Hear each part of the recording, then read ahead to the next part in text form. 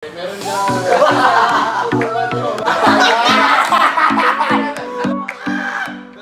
Dami pa naman no. Hello everyone, my name is Liana Benji Villar and I'm here with Harold Busara.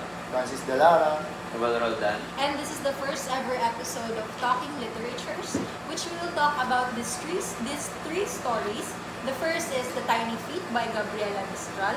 Second is The Animal Farm by George Orwell. And third is The Six Characters in Search of an Author by Luigi Pirandello.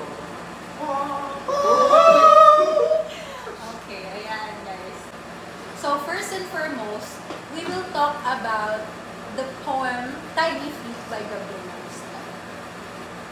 Alam niyo ba na Nobel Prize si Gabriela Mistral? Sa mga ibang literary works. And isa doon is yung Tiny Feet. And alam niyo ba kung ano yung Tiny Feet? Yung kung ano yung story or what is the message of the poem? For you, Harold, what is the message of the poem? For me, I think yung message ng poem is about yung mga batang inosente na they can, madali lang silang kontrolin kasi bata pa sila. Hindi pa nila alam yung mundo. Yeah, that's what I think about the story. Yeah, I actually agree with you. And for me, the society allows the children to suffer and to be forgotten. Honestly, Child labor sila. That's right.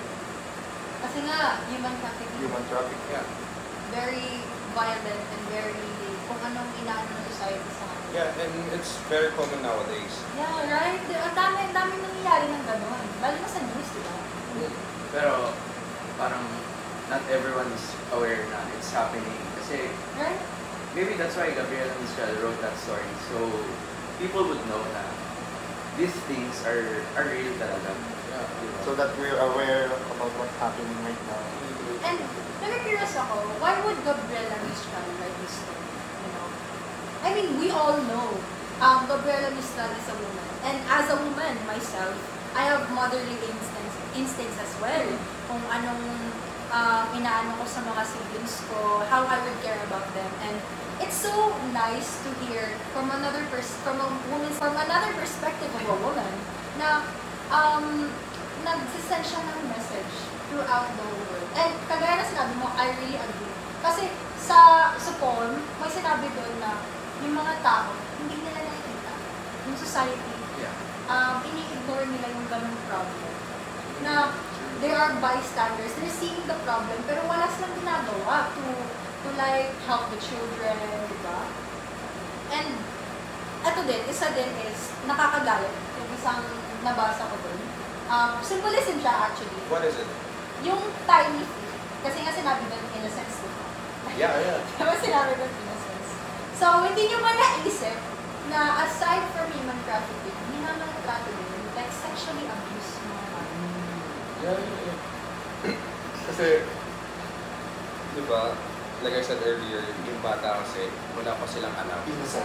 Yeah, innocent pa sila. Innocence. So, ang problem kasi is ang daming mas matatanda, kinukontrol yung bata. And alam naman natin, kids don't know the right thing or the wrong thing to do. Yeah, that's it.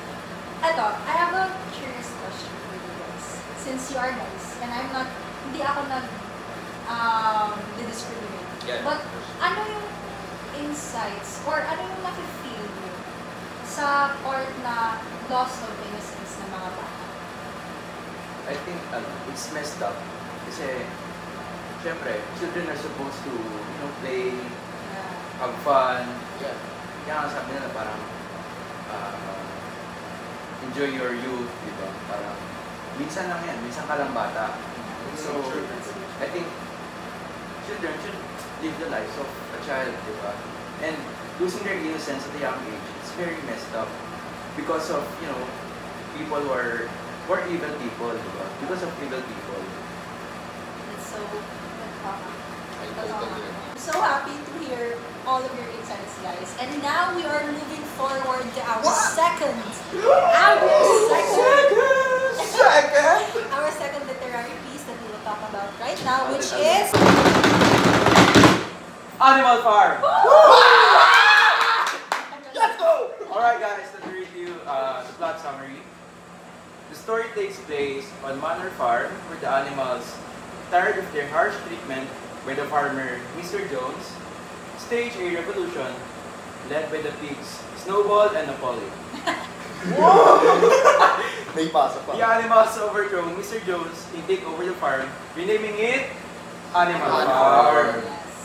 They begin with the idea that all animals are equal and create a list of commandments, promoting equality and justice. However, over time, the pigs assume more Pigs! the pigs assume more power and the farm becomes a dictatorship under Napoleon. Familiar. Sus! Okay. The original ideals are corrupted and the animals end up in a worse situation than before.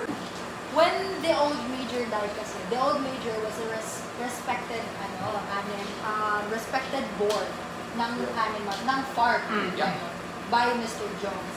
But ever since namatay si old major, nagkaroon ng rebellion kasi ayaw nila kay Mr. Jones. So ayun, they overthrow Mr. Jones and rename the farm Animal Farm. And then, after na-rename ng farm yung Animal Farm, ang namumuno na ulit is sila Napoleon and Snowball. And they were very nice during the first of their term, the first of their leadership during Animal Farm. But eventually, nagiging oppressive sila. Like, nung mga list of commandments, nawala yung ideals of leadership, yung mga positive ideals nila, and naging corrupt siya, naging corrupted. And I think ma-relate natin siya sa politics na sa yan. politics na yun. Lalo na sa nangyari dahil. Noon. Yes, yeah. Actually, may...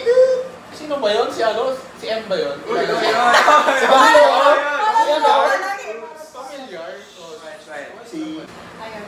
So, what can you say? How can we relate the story of Animal Farm and the dictatorship with Napoleon and Napoleon sa Animal Farm kung anong na-experience natin sa ating Philippine politics?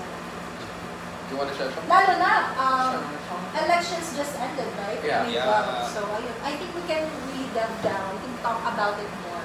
Sa akin is, si Marcos is yung pig na naninirahan sa maganda buhay, sa luxury.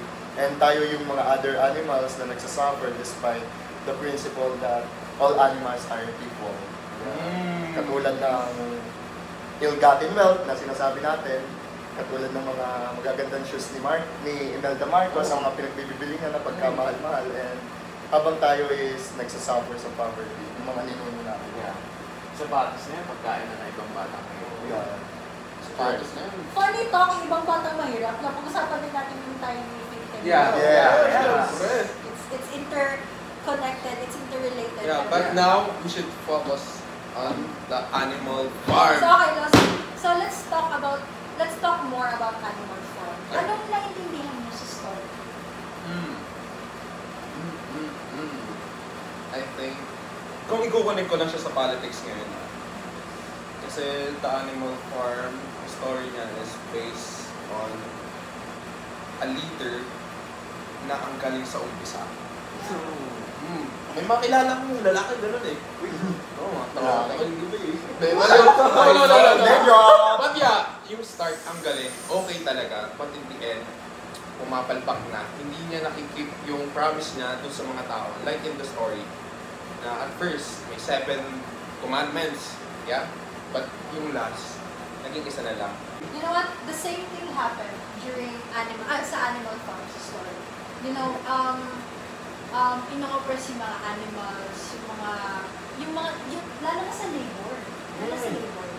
Pinagtatrabaho sila ng sobra. And then, in return, that. So little, that they get so little of the leadership. Even food, right? Sobrang nag-iinggap sila. Well, I'm speechless kasi Then don't speak.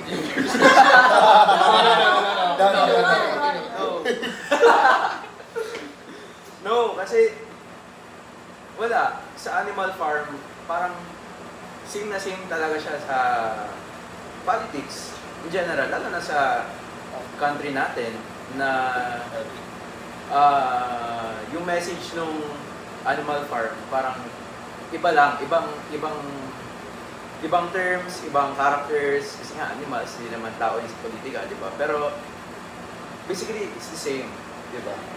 Actually, there's a famous quote about the family farm. Do you know it? Yeah, with great power comes great responsibility. No! Spider-Man! Wait. Let me correct you.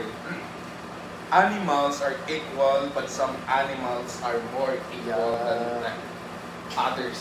Yeah. Relating sa quote na sinabi mo, all animals are equal but some animals are more equal. In Animal Farm, they thought that they were all equal. Diba? Yeah. They thought that they were all equal, but it turns out, no. Napoleon and the Prince are more equal. And they parang equal, but equal at ng level ng ganito. Diba? Yung Ayaw level. naman. Ganun mga Hindi, ganun talaga. Because it's a gap. It's a gap, right? And it's a gap that should be taken care of. But politics ngayon and politics sa Animal Farm, the dictatorship, it's the corrupt ideals. It's becoming more and more equal sa taas. And finally, and down to our last topic, 6 characters in search of an author! Kasi dito, they were stuck between reality and illusion. And then eventually, confusion. Ano ba talagang nangyari? Kayo ba? Before I ask you this question, can I ask you, ano yung insights nyo sa naging story ng 6 characters in search of an author? Well, ako, we all know na Albert Einstein talked to Pirandello about the play, that's diba? so true. Maybe that's why I'm confused. Kasi I'm not Albert Einstein. Oh, Kaya I don't understand. your point. Diba? May point ka. I mean, that's why only Albert Einstein and Pirandello understood the play properly because they're smart. I'm not. Ikaw ba? For me, sa akin, it's very confusing talaga. Like, di ko mag-gets kung paano siya yung pagkasunod-sunod ng story, yung timeline is na-understand ko naman how, paano, nangyari. But the reality and illusion, very confusing. Magulo talaga. You're not Einstein as well. How about you? Actually, same. Hindi ko na alam kung ano ba yung reality sa illusion. Parang, wala, nag-mix up na. Nag-mix up. Nagulo na talaga ako. Parang, kasi diba, at first, ang bilis ng story, at first, dapat nagpa-practice lang sila, diba? Tapos bilang papasok yun. Tapos, bakit ganun na? Ganun parang... May namatay na sa dulo, eh. Like, eto ba, ba't pinasok agad dito? And mind you, they were part of this play so that their story, para masabi nila yung story nila. Para may closure sila. Right? And the most intriguing thing for me is that their closure? Ayun, let's leave this